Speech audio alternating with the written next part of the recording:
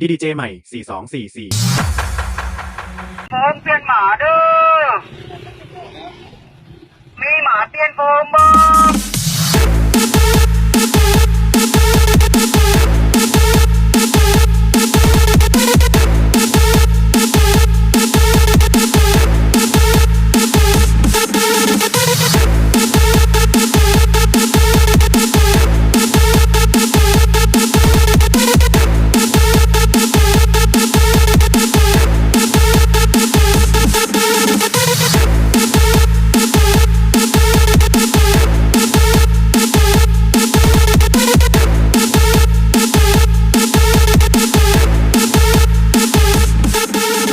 คันบ่ไปแล้วเฮาสิมอบให้กระทรวง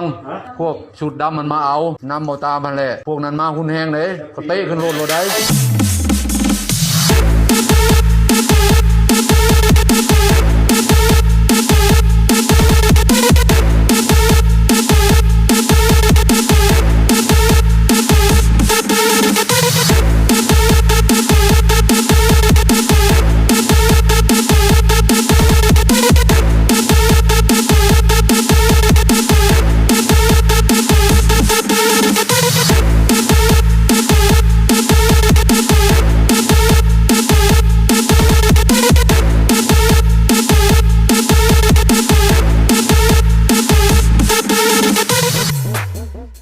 เอาก็บ่เข้าใจบ่ค่อยได้เงินเดือนก็จะบ่า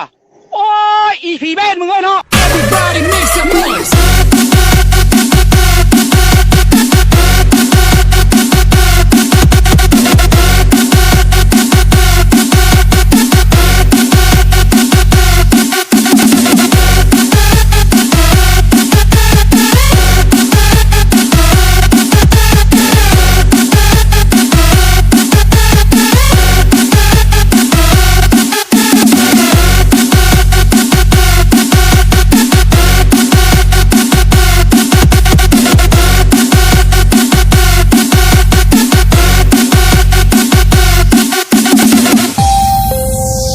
เย็นเว้